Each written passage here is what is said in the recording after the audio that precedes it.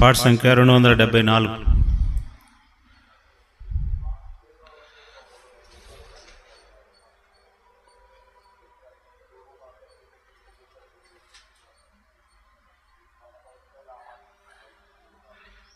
రెండు 271 పాత వాటిలో 271.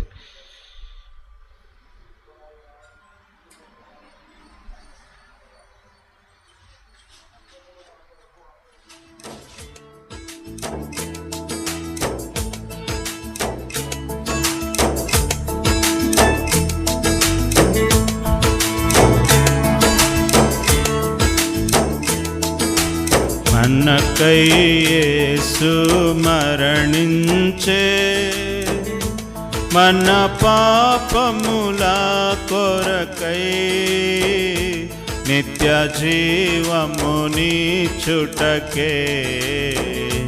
సాధ్యుండు సజీవుడాయే, నిత్య జీవమునిచ్చుటకే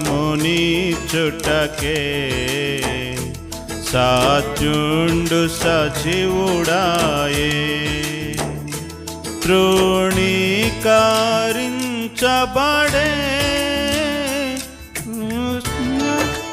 పాబడెను, తృణీకరింపబడే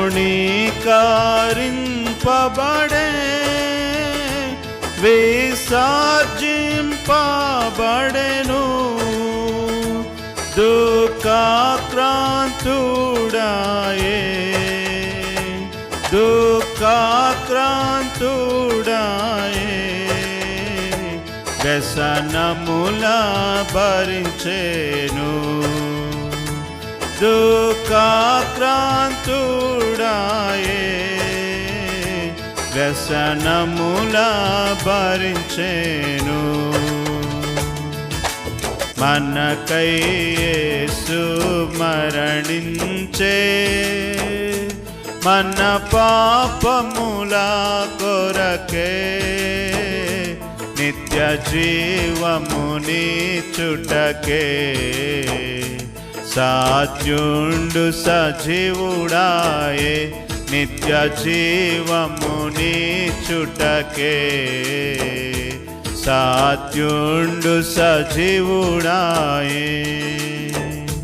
వ్యసనముల వహించెను, మన దుఃఖముల భరించెన్, మన వ్యసనముల వహించెన్, మన దుఃఖముల భరించెన్, మనమెన్నిక చేయకయే, మనమెన్నిక చేయకయే, మన ముఖముల త్రిప్పితిమి, మనమెన్నిక చేయకయే, మన ముఖముల త్రిప్పితిమి.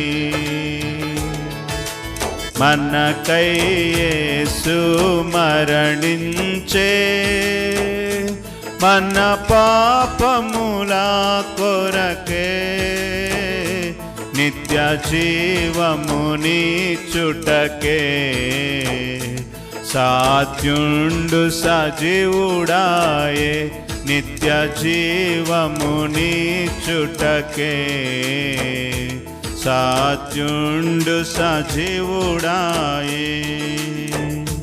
మన అతిక్రమముల కొరకు, మన దోషముల కొరకు, మన అతిక్రమముల కొరకు, మన దోషముల కొరకు, మన నాథుడు శిక్షనుందే, మన నాథుడు శిక్షనుందే, మనకు స్వస్థత కలిగే, మన నాథుడు శిక్షనుందే, మనకు స్వస్థత కలిగే.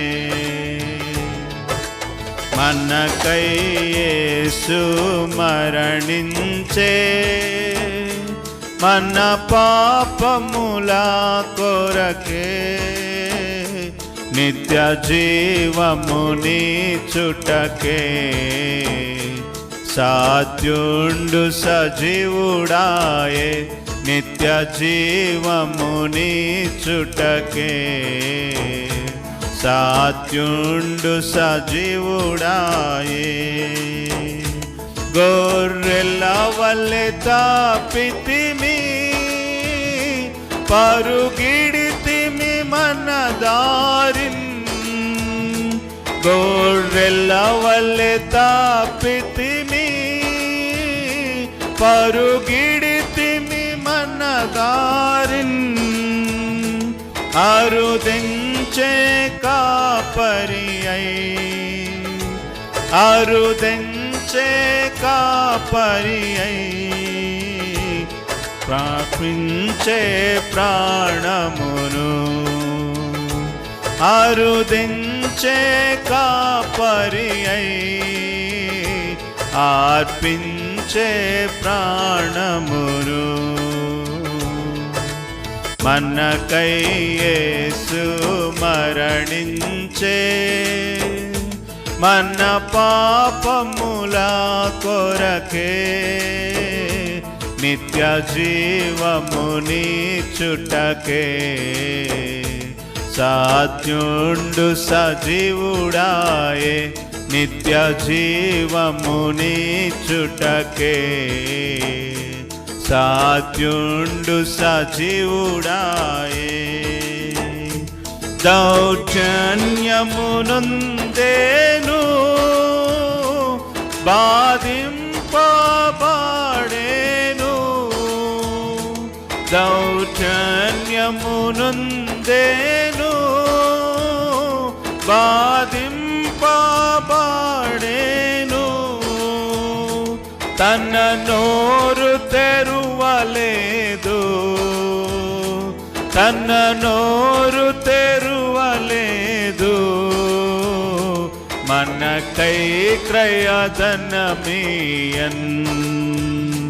తన నోరు తెరువలేదు మనకై క్రయధనమియన్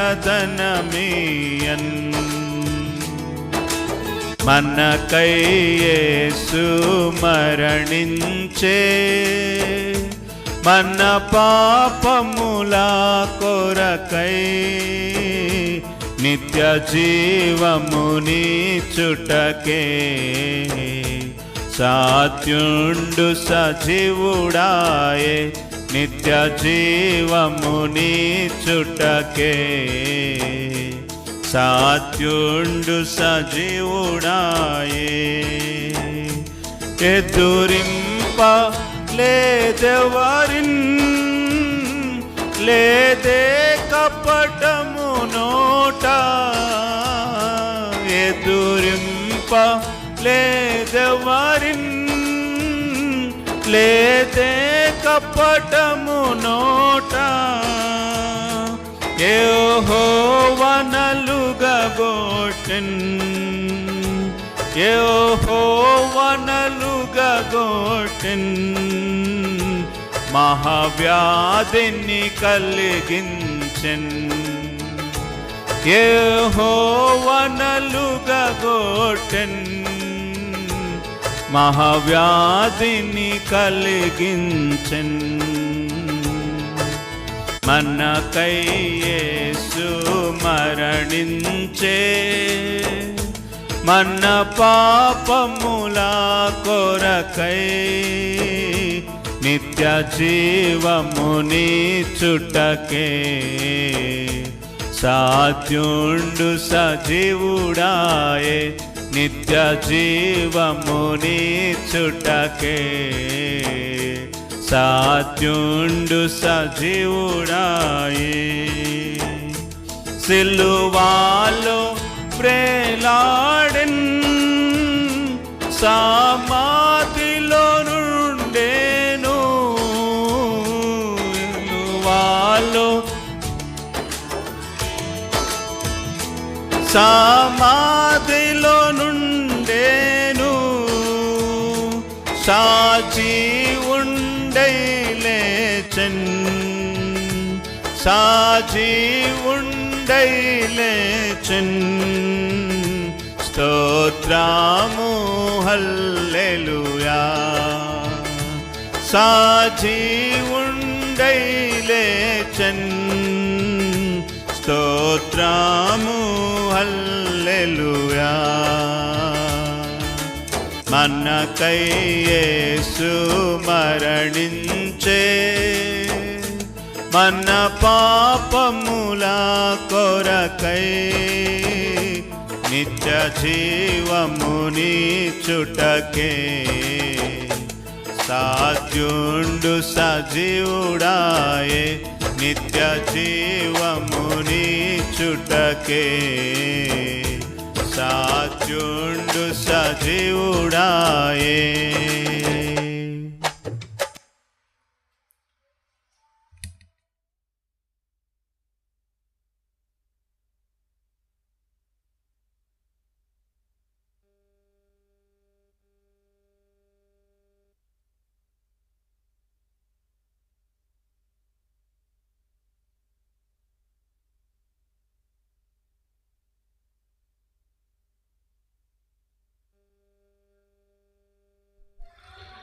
రెండు 283వ పాట.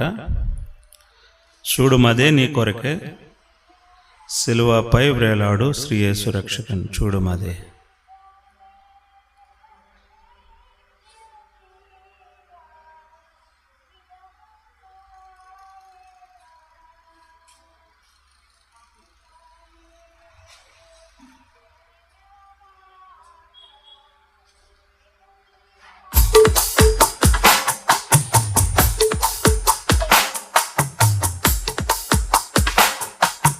చూడుమదే నీ కోరకే సిలువపై వ్రేలాడు శ్రీయే సురక్షకన్.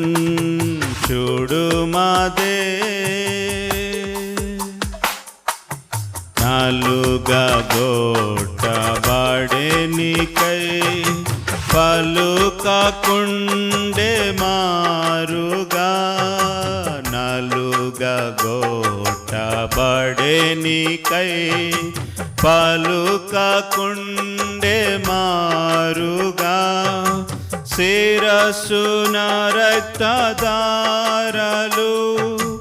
వీరాచె రెక్కలను గృత్స శిరస్సున రక్తధారలు వీరాచె రెక్కలను గృత్స నీ పాపమే పాదములను చీల్చెను పల్లెమై ప్రక్కన్ పొడిచే. చూడుమదే నీ కోరకే సిలువపై వ్రేలాడు శ్రీయే సురక్షకున్. చూడుమదే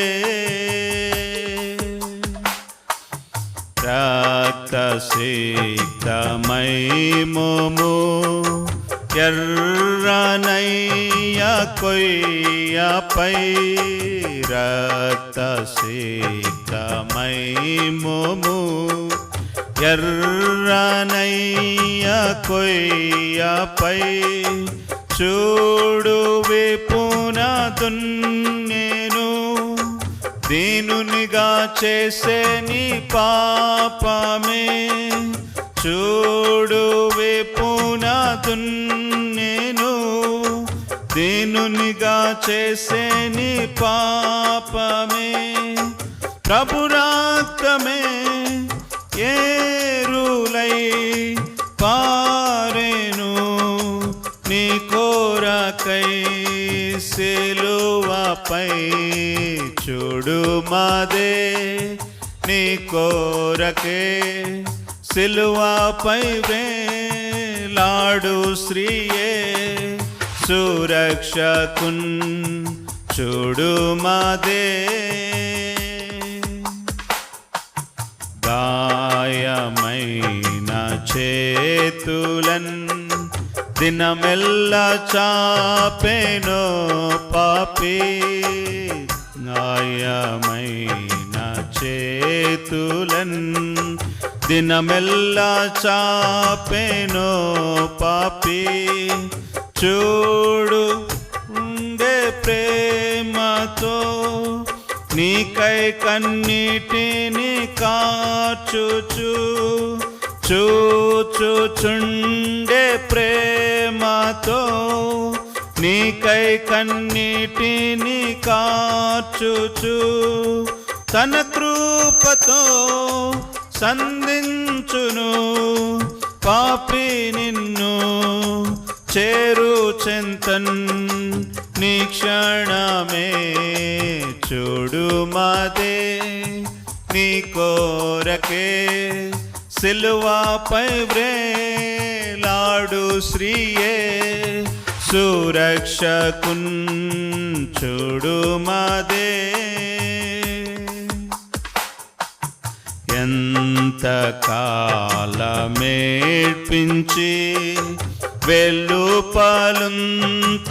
వెలుపలుంతురతనిని ఎంత కాలమేడ్పించి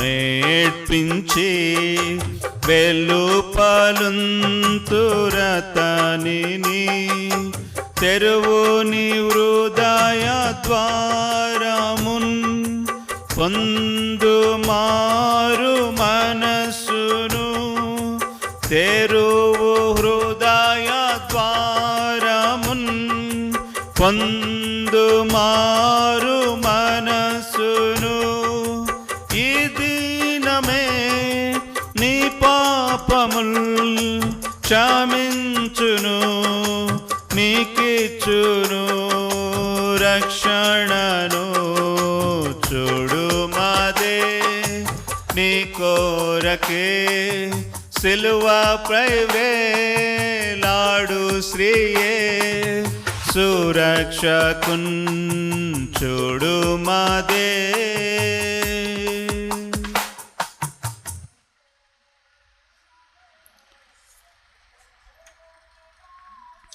చివరి పాటుగా ఆరాధనలోకి వెళ్ళక మునుపు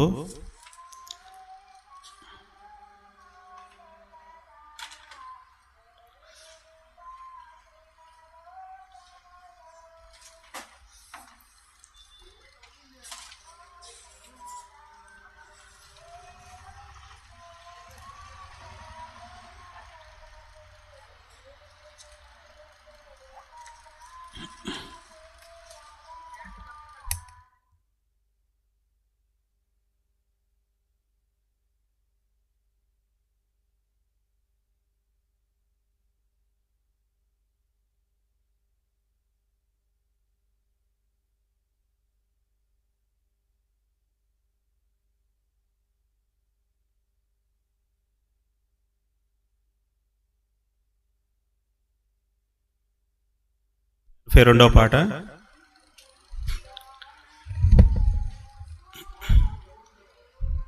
పాత వాటిలో 279, 282 కొత్త వాటిలో అన్న.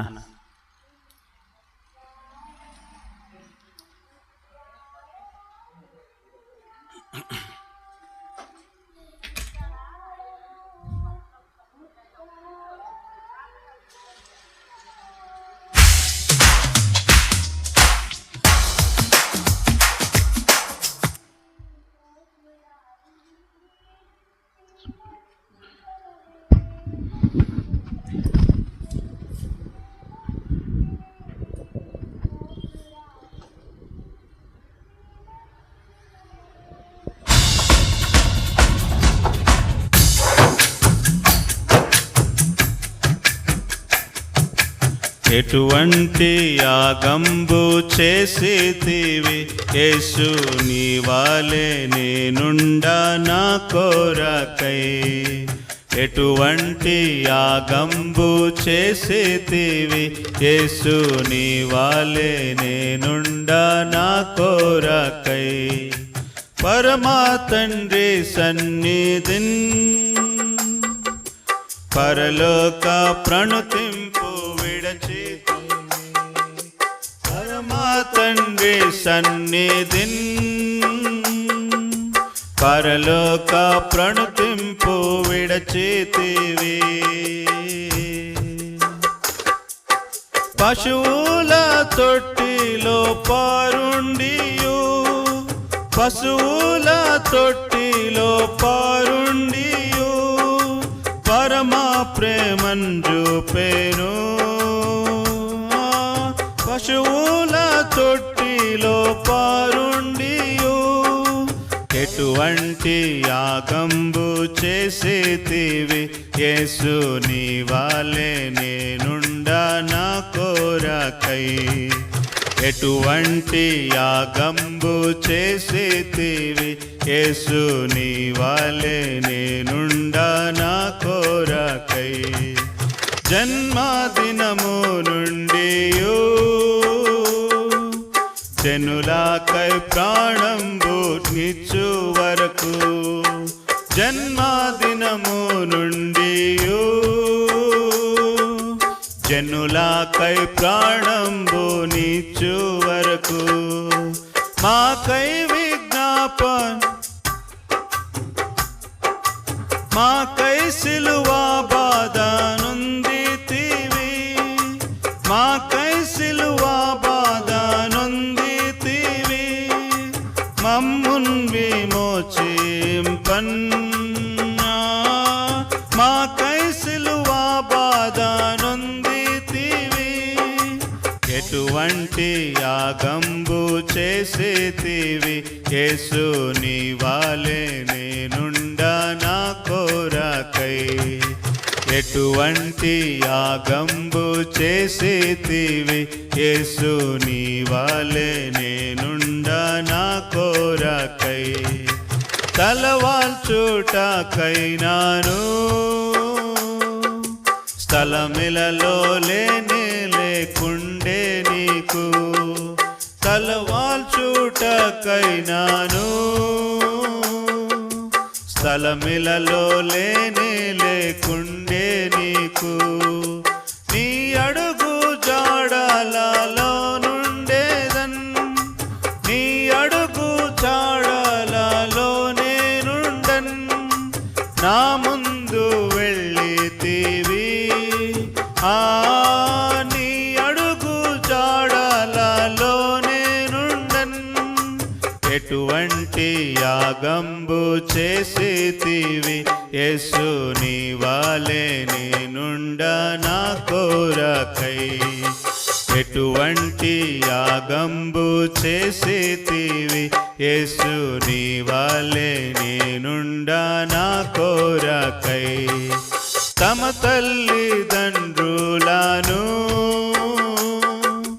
తమ స్వంత వాటిని విడచిపెట్టి తమ తల్లిదండ్రులను తమ స్వంత వాటిని విడచిపెట్టి నీ సిలువ మోయు వారెల్లారును నీ సిలువ మోయు వారెల్లారును నీ మహిమంజు చేదారు నీ సిలువ మోయు వారెల్లారును. ఎటువంటి యాగంబు చేసేతివి యేసు నీ వాలే నేనుండా నా కోరకై. ఎటువంటి యాగంబు చేసేతివి యేసు నీ వాలే నేనుండా నా కోరకై. నీ శ్రమలు బాధలేగా నీ మహిమలోనికి తెచ్చే నిన్ను నీ శ్రమలు బాధలేగా నీ మహిమలోనికి తెచ్చే నిన్ను నాకై జీవమెల్లా నీయను నాకై నిజీవము నీయను నీ శ్రమలే నే కోరేదన్ నీకై నా జీవమెల్లా నీయను. ఎటువంటి యాగంబు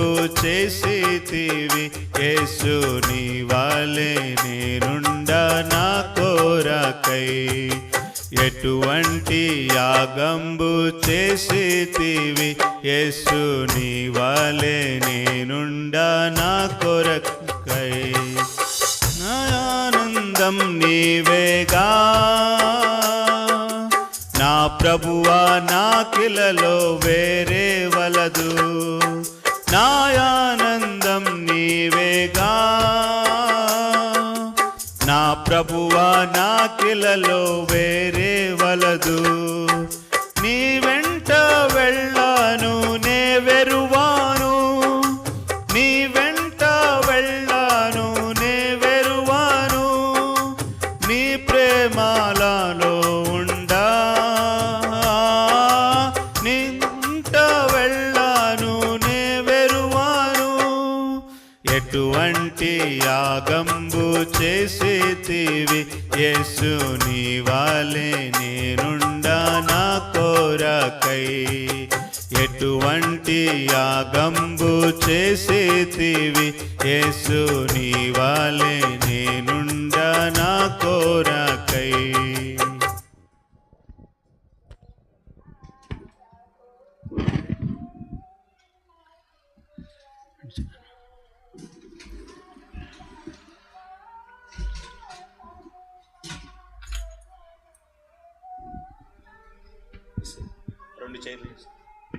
రెండు చైర్లు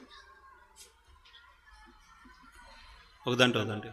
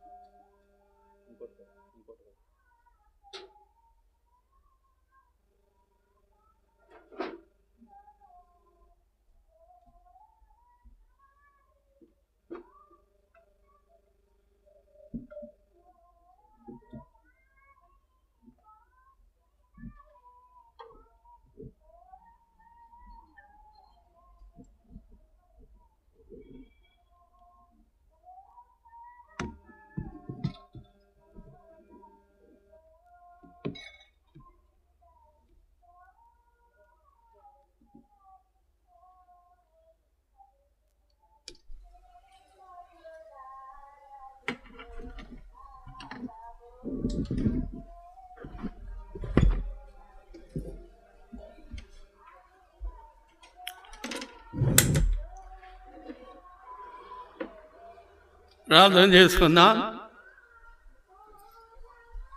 ప్రేమ తండ్రి, సర్వోన్నతుడు అయిన దేవా, ఇదిగో మృతుండైతును కానీ యుగ యుగములు సజీవుడు అయిన మా ప్రభా, మీకు వందనములు స్తోత్రం చెల్లిస్తున్నాం. సమయమును దీవించండి. చేరి వచ్చిన మా ప్రేమ పెట్టిన స్తోత్రాలు. ఇంక రావలసిన వారు త్వరపడి వస్తున్నట్లు సహాయం చేయండి. శత్రువు సాతాను ఏ విధంగా ఆటంకములు, అభ్యంతరములు, అనానుకూలతలు కలిగించుకున్నట్లు మీరు మార్గమును సరళం చేసి మీ నామమునకు మహిమ తెచ్చుకొనండి. అంధకార శక్తులను బంధించమని మీ రక్తంతో మమ్మల్ని నూతనముగా ప్రత్యక్షింపచేయండి. నిశ్రయించకుండా ఆయన నన్ను కూడా మీరు జ్ఞాపకం చేసుకొని నీ వాక్యంలో ఉన్న మరుగైన సంగతులను మీరు మాకు బయలుపరిచి సహాయపడమని యేసుక్రీస్తు వారి ఘనమైన నామమున ప్రార్థించి వేడుతున్నాము తండ్రి. ఆమేన్.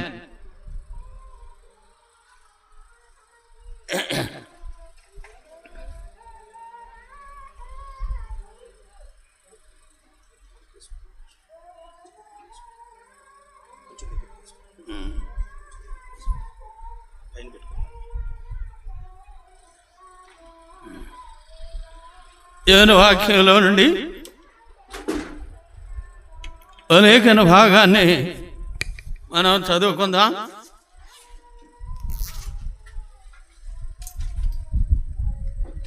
మొదటి కొరింథీ పత్రిక 1వ అధ్యాయం. మొదటి కొరింథీ పత్రిక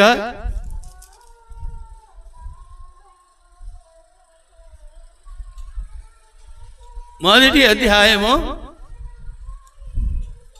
మనకందరికీ బాగా పరిచయమైన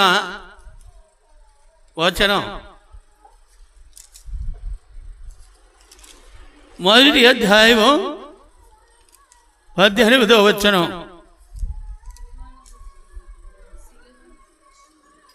దయచేసి ఒకరు చదవండి. సిలువను వచ్చిన వార్త నశించిన వారికి వెరితనమును, రక్షింపబడుతున్న మనకి దేవుని శక్తి. ఈ వాక్య భాగములలో అపోస్తలుడైన పౌలు కొరింథీ సంఘమునకు ఆయన వ్రాస్తూ ఈ మాటలను ఆయన జ్ఞాపకం చేస్తూ వచ్చాడు. ఎందుకంటే సిలువను గుర్చిన వార్త, సిలువ అనేది మన జీవితంలో చూస్తే అనగా 3 అక్షరములు. ఈ 3 అక్షరములు అవి దేనికి సాదృశ్యముగా ఉన్నవి అనేది మనం గమనించాలి. అనగా ఈ 3 బైబిల్లో 3 భాగములు. అనగా తండ్రి, కుమార, పరిశుద్ధాత్మ. ఈ 3 భాగములు. అయితే ఒక మాట ఇక్కడ మనం గమనించాలి. ఏమన్నాడు? మరలా వచనాన్ని దయచేసి చదవండి. సిలువను వచ్చిన వార్త కాబట్టి నశించిపోయే వారికి ఎలా ఉంది అని అంటే వెర్రితనముగా ఉంది. ఒకప్పుడు మన జీవితంలో కూడా మనం ఎలా ఉన్నామో ఇది గమనించాలి. అనగా నశించిపోయే స్థితిలో మనం ఉన్నాం. ఒకప్పుడు ప్రభువును గుర్తించక ముందు, ప్రభువుని ఎరగక ముందు, దేవుని వాక్యమును గ్రహించక ముందు మన జీవితంలో మనము అనగా దేవుని సిలువను కూర్చున్న వార్త వెర్రితనముగా ఉంది మనకి. అయితే వెర్రితనములో మనం నశించిపోకుండా దేవుడు ఏం చేశాడు? యెషయా గ్రంథం 6వ అధ్యాయం. యెషయా గ్రంథము 6వ అధ్యాయము ఓ మాట ఇక్కడ మనం గమనించాలి. 6వ అధ్యాయము 4వ వచనం చదవండి.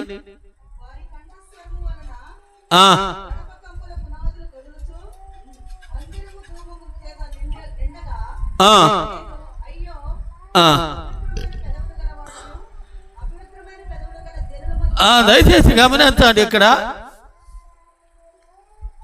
అనగా నశించిపోయే మానవునికి ఎలాంటి స్థితిలో నుండి దేవుడు ఎలాంటి స్థితిలోనికి తెచ్చాడు,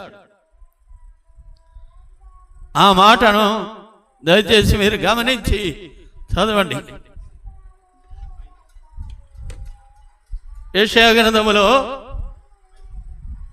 అదే అధ్యాయమా?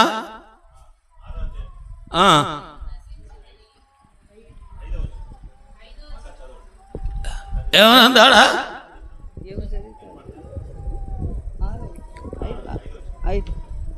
నేను అయ్యో నేను అపవిత్రమైన పెదవులు గలవాడను, అపవిత్రమైన పెదవులు గల జనుల మధ్యను నివసించువాడను, నేను నశించి తిని. అది ఈ మాట మనం గమనించాలి. నేను నశించి తిని. మానవుడు లోకములో ఎలా ఉన్నాడు అంటే నశించిపోయే స్థితిలో ఉన్నాడు. అనగా కారణం నశించిపోవటానికి దేవుడు హేతువుగా ఉన్నవాడా? ఏమాత్రం లేదు. అనగా మానవుడు దేవునికి దూరమై ఆయన వాక్యములకు, ఆయన మాటలకు, ఆయన యొక్క లేఖనములకు మానవుడు దూరమైపోయి ఏమైపోతున్నాడు? నశించిపోయే స్థితిలోకి వస్తున్నాడు. ఒకప్పుడు మన జీవితంలో కూడా మనము ఆ స్థితిలోనే ఉన్నాం. అయితే దేవుడు ఏం చేశాడు? లూకా సువార్త 19వ అధ్యాయం 10వ వచనం. లూకా సువార్త 19వ అధ్యాయము 10వ వచనం. నశించిన దానిని వెదకి రక్షించుటకు మనుష్య కుమారుడు వచ్చెనని అతనితో చెప్పాడు. ఎందుకు వచ్చాడు? నశించిన దాన్ని ప్రభువైన యేసుక్రీస్తు వారు మనం నశించిపోవడం దేవునికి ఇష్టం లేదు. అందుకే ఆయన సిలువ మీద ఎక్కాడు. అందుకే ఆయన గాయపరచబడ్డాడు. అందుకే ఆయన సిలువ వేయబడ్డాడు. ప్రియులారా, ఈ సమయంలో ఒక్కడైనను నశించుట దేవునికి ఎంత మాత్రమూ ఇష్టం లేదు. మరి అట్లయితే మానవుడు ఎందుకు అనగా ఈ స్థితిలోనికి వచ్చిన వాడుగా ఉన్నాడో ఇది మనం గమనించాలి. అనగా నశించితే మానవుడు ఎక్కడికి వెళతాడు?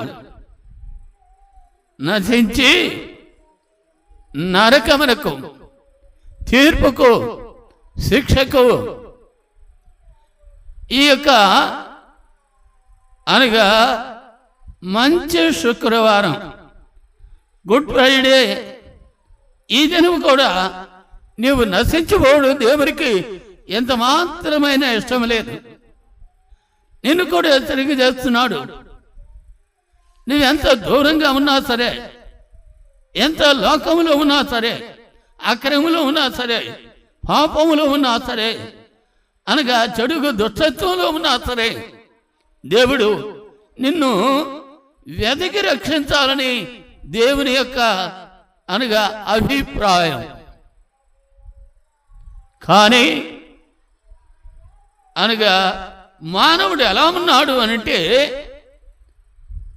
నేను నశించడానికి అనగా కారణం ఏంటి అనంటే అనగా దూరంగా వెళ్ళిపోతున్నాడు. దేవుని వాక్యమునకు దూరంగా వెళ్ళిపోతున్నాడు. మరి దేనికి దగ్గరగా ఉన్నాడు? ఏమండి, దేనికి దగ్గరగా ఉన్నాడు? ఏదైనా మంచి కార్యం చేయాలంటే దగ్గరగా ఉంటాడు. ఏదన్నా అనగా శుభకార్యం చేయాలంటే దగ్గరగా ఉంటాడు. దేవునికి అనగా సన్నిహితంగా ఉన్నాడా? దేవునికి దగ్గరగా ఉన్నాడా? వారి హృదయం నాకు దూరంగా ఉన్నది. మత్తయి సువార్త 15వ అధ్యాయం 7వ వచనం. మత్తయి సువార్త 15వ అధ్యాయం. వేషధారులారా, ఈ ప్రజలు తమ పెదవులతో నన్ను గణపరచుదురు గాని, ఈ ప్రజలు పెదవులతో నన్ను గణపరచుదురు గాని వారి హృదయము నాకు దూరముగా ఉన్నది. ఎలా ఉన్నారంట? ప్రజలు పెదవులతో కనపరుస్తున్నారు. అంటే దేవుడు అంటే ఇష్టమే, దేవుని వాక్యం అంటే ఇష్టమే, దేవుని సన్నిధి అంటే ఇష్టమే. కానీ హృదయం మార్చుకోవాలి అని అంటే అది చాలా కష్టమైన విషయం. సాతానుడు ఎప్పుడు కూడా ఎక్కడ ఆపుతున్నాడు అని అంటే నువ్వు దేవుని వాక్యాన్ని విను, నువ్వు దేవుని వాక్యాన్ని అనగా చదువు, దేవుని గ్రంథాన్ని విను, కానీ దాన్ని అనుసరించి నీవు నడవద్దు. అక్కడ మానవుడు నశించిపోయే స్థితిలో ఉన్నాడని దేవుని వాక్యము వెల్లడి చేయబడుతూ ఉంది. కాబట్టి ఈ సమయంలో అనగా ప్రభువైన యేసుక్రీస్తు వారు అయితే నశించిన దానిని వెదకి రక్షించుటకు మనుష్య కుమారుడు ఈ లోకంలోనికి వచ్చాడు. మతమును స్థాపించడానికి ఆయన రాలేదు. ఓ ప్రాంత్యంలో ఉన్న వారి కొరకు ఆయన రాలేదు. ఒక తెగలో ఉన్న వారి కొరకు ఆయన రాలేదు. మరి ఎవరి కొరకు వచ్చాడు అనగా సర్వలోకమునకు దేవుడై ఉన్నాడు ఆయన. ఎక్కడుంది బైబిల్లో? ఏమండి? ఓ రాజ్యమునకు దేవుడా? ఒక తెగలో ఉన్న వారికి దేవుడా? అనగా ఒక యొక్క జాతిలో ఉన్న వారికి ఆయన దేవుడా? కాదు. యెషయా గ్రంథం 54వ అధ్యాయం 5వ వచనం, నిన్ను సృష్టించిన వాడు నీకు భర్త అయి ఉన్నాడు, సైన్యములకు అధిపతియగు యెహోవా అని ఆయనకు పేరు. ఇశ్రాయేలు యొక్క పరిశుద్ధ దేవుడు, నీకు విమోచకుడు, సర్వలోకమునకు దేవుడని ఆయనకు పేరు. ఏమయ్యన్నాడు? సర్వలోకమునకు దేవుడు ఆయన. ఒకవేళ నీవు అవునన్నా కాదన్నా, అంగీకరించినా అంగీకరించకపోయినా ఆయన నీకు కూడా దేవుడే. కాబట్టి ఈ సమయంలో అనగా మనం కూడా ఒకప్పుడు ఆశలో ఉన్న వాళ్ళమే. కానీ అనగా మనల్ని రక్షించడానికి ఏం చేశాడు ప్రభు? మాటలు చెప్పాడా? ఏమండి? కొంతమంది చూస్తే అనగా తప్పనిసరిగా నీకు సహాయం చేస్తాను, తప్పనిసరిగా నేను నిన్ను ఆదరిస్తాను అని అంటారు. కానీ సమయం వచ్చినప్పుడు ఏమీ చేయలేరు, నిస్సహాయకులు. అయితే దేవుడు అయితే ఎలాంటి వాడు? ఆయన నమ్మదగిన వాడు. చూడండి, యెషయా గ్రంథం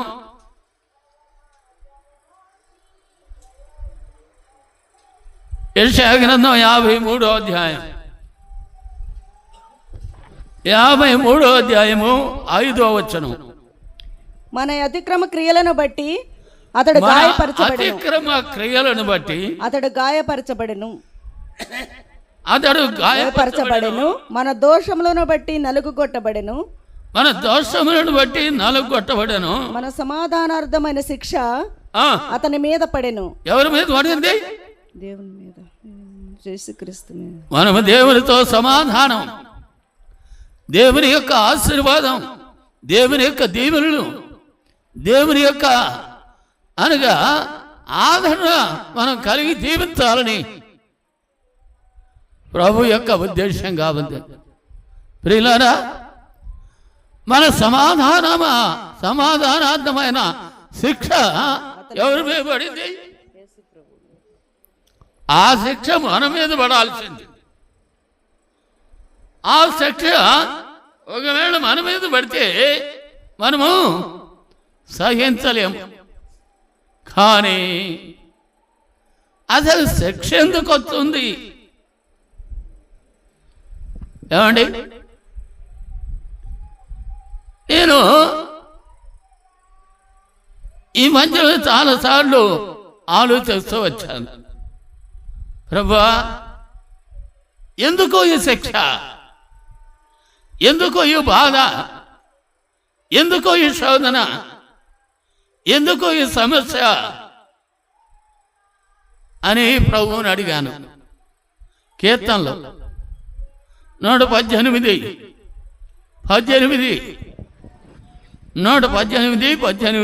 యెహోవా నన్ను కఠినముగా శిక్షించెను, కానీ ఆయన నన్ను మరణమునకు అప్పగింపలేదు. ఈ మాటను మనం గమనించాలి. యెహోవా నన్ను కఠినముగా శిక్షించెను. శిక్ష అనేది దేవుని బిడ్డలకి చాలా అవసరం. అనగా శోధన అనేది, శ్రమలు అనేది, బాధలు అనేది, వ్యాధులు అనేది దేవుని బిడ్డలకి చాలా అవసరం. లోకంలో అనుకుంటున్నారు వారి జీవితంలో దేవుడు ఏదో దేవుని నమ్మిన దగ్గర నుండి నాకు ఏ బాధలండి, ఇదే శోధనండి, ఇదే సమస్యలండి, ఇదే ఇబ్బందులండి అనుకుంటున్నారు. కానీ దేవుడు అన్నాడు, ఎవరికి శిక్ష? ఆయన శిక్షించడము మనకు చాలా అవసరం. యోబు గ్రంథం 5వ అధ్యాయం 17వ వచనం.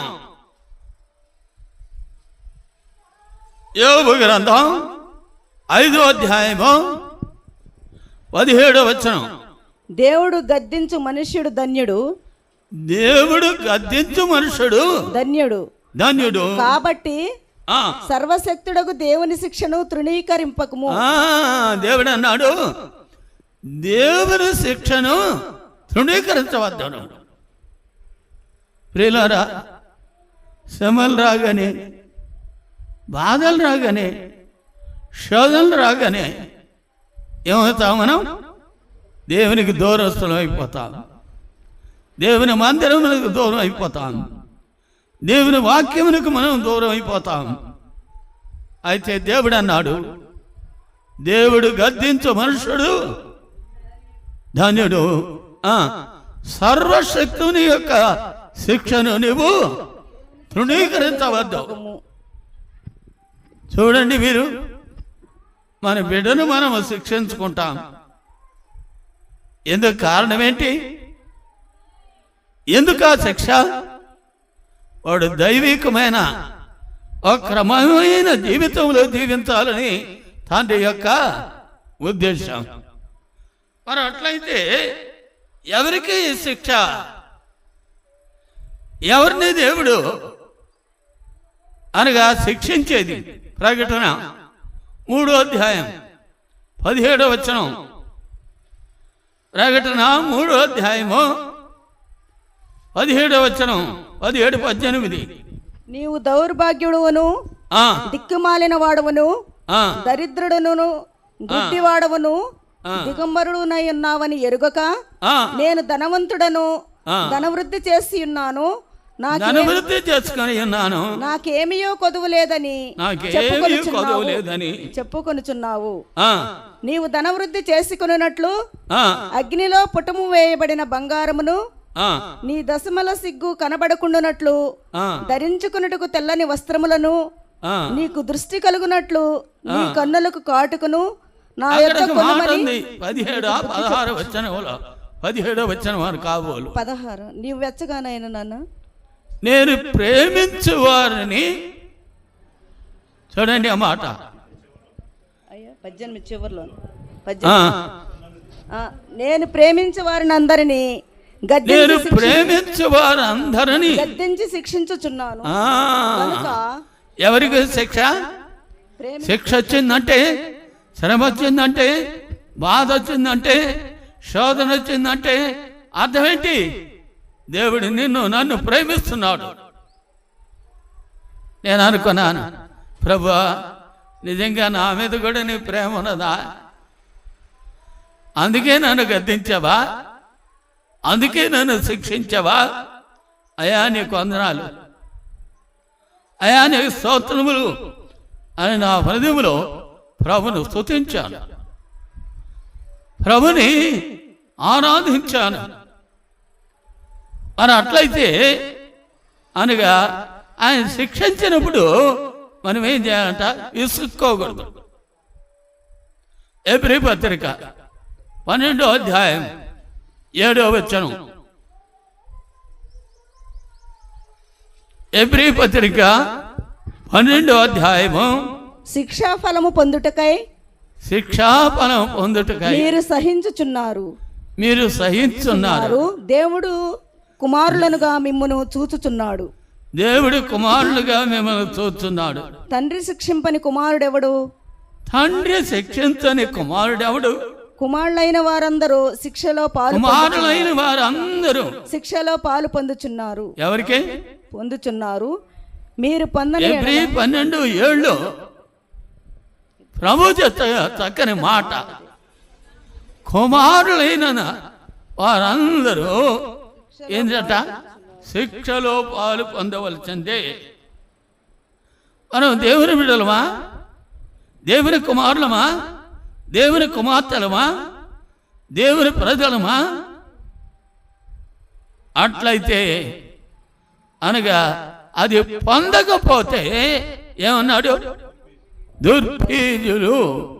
ప్రియులారా, దేవుని శిక్ష మనం అనుభవించకపోతే అనగా దేవుని బిడలం కానే కాం.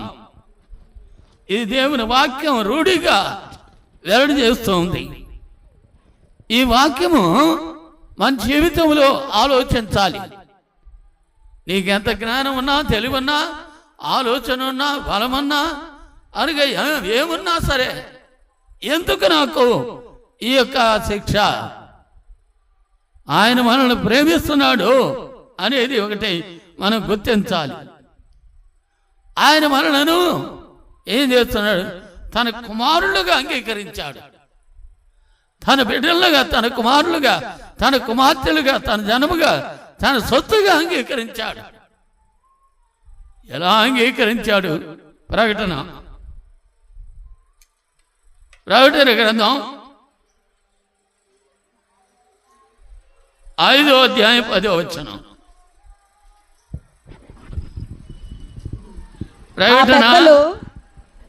ఆ పెద్దలు నీవు ఆ గ్రంథమును తీసుకొని దాని ముద్రలను ఇప్పుటకు యోగ్యుడవు. నీవు వధింపబడిన వాడవై, నీ రక్తం ఇచ్చి ప్రతి వంశములోను ఆయా భాషలు మాట్లాడు వారిలోను, ప్రతి ప్రజలోను, ప్రతి జనములోను దేవుని కొరకు మనుష్యులను కొని ఏం చేశాడు? కొన్నాడండి. నన్ను కొన్నాడు ఆయన. ప్రతి ప్రజలు డబ్బు ఇచ్చా, బంగారం ఇచ్చా, ఈ లోకంలో వస్తువులు ఇచ్చా కొనేది?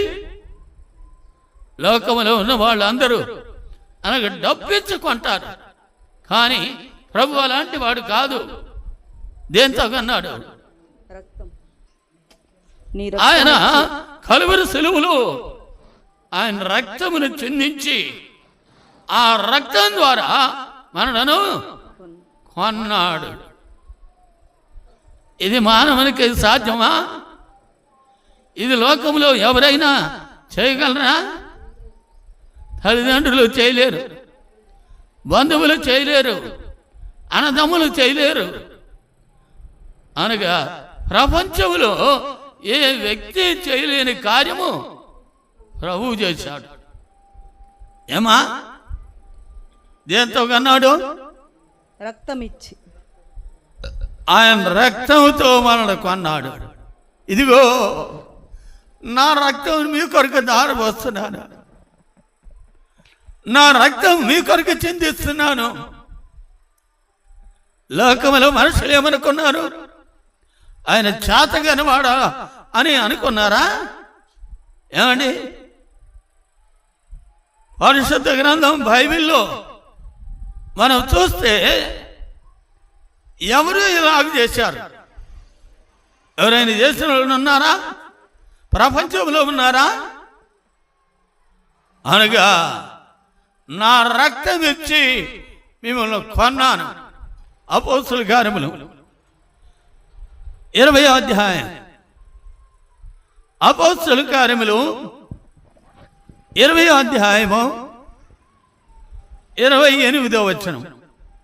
దేవుడు తన స్వరక్తమిచ్చి సంపాదించిన తన సంగమును కాయుటకు రక్తం ఇచ్చి ఏం చేశాడంట? సంపాదించాడు. ఆయన రక్తం ఇచ్చి అనగా ఆయన సంపాదించాడు. ప్రియులారా, మన జీవితంలో గమనించాలి. లోకములో డబ్బుతో సంపాదిస్తారు, కానీ ప్రభువైన యేసుక్రీస్తు వారు అలా సంపాదించలేదు. తన స్వరక్తం ఇచ్చాడు తన సంఘం కొరకు, తన బిడ్డల కొరకు, తన ప్రజల కొరకు. ఎప్పుడైనా గమనించామా? ఎప్పుడైనా గుర్తించామా? యేసు ప్రభు వచ్చాడు, ఆయన తెలుగులో చనిపోయాడు. ఆ రోజు ఒకరోజు మనము ఏమనుకుంటున్నాం? ఏ రోజు అంటే ఈరోజు గుడ్ ఫ్రైడే, మంచి శుక్రవారం. అయితే దేవుడు అన్నాడు ఇక్కడ, దేవుడు ఎందుకు రక్తం ఇచ్చాడు? లోకంలో ఎవరూ చేయలేని కార్యము మన ప్రభు అయిన యేసుక్రీస్తు వారు చేశాడు. అందుకని ఆయన నామం అన్ని నామముల కంటే పైన.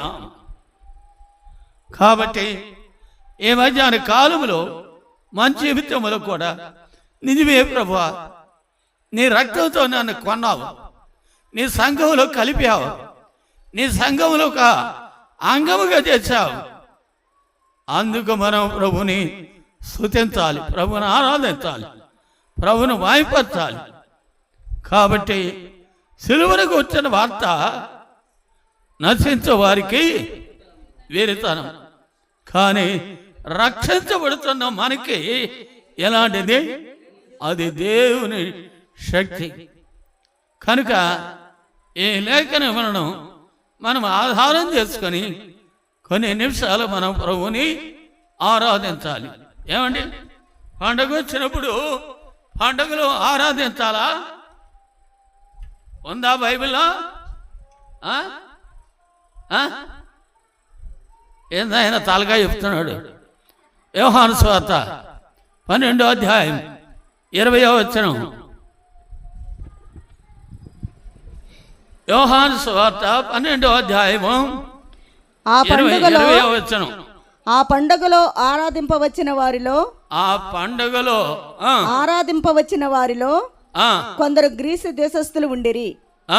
వారు గల్లీలోనే బెత్సయిదా వాడైన ఫిలిప్పు నొద్దకు వచ్చి, అయ్యా, మేము యేసును చూడగోరుచున్నామని అతనితో చెప్పగా. కాబట్టి ఆ పండుగలో ఆరాధింపవచ్చిన వారు ఏం చేశారు? పండుగ రోజు ప్రభువును ఆరాధించారు, ప్రభువును స్తుతించారు, ప్రభువును కనపరిచారు. అది దేవునికి ఇష్టమైంది, అది దేవునికి మహిమయ. అనగా ఏదో మనము అనగా పండుగ రోజు బ్రహ్మాండంగా మనం చేసామని అనుకోవటం కాదు. ప్రభుని ఆరాధించినప్పుడే ఆయనకు సంతోషం, ప్రభును మహిమపరిచినప్పుడే ఆయనకు సంతోషం. కాబట్టి ఈ సమయంలో మనం కొన్ని నిమిషాలు ప్రభువుని మనము ఆరాధించుకుందాం.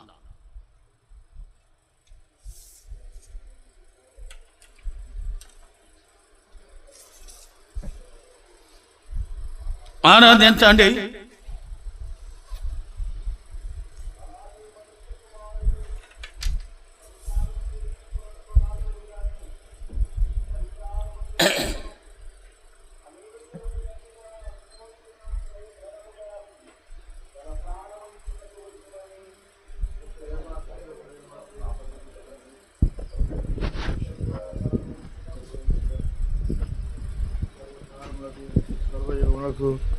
దేవుడైన దేవా, నీ స్తోత్రములు నాయన.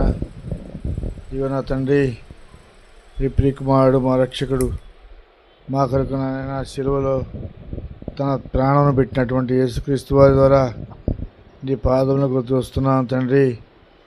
నా ప్రభువా, సర్వలోక దేవా, నీకు స్తోత్రములు నాయన. ఇదిగో నా తండ్రి, మా యందు ఉన్నటువంటి ప్రేమను బట్టి, మా యందున్న కృపను బట్టి నా ప్రభు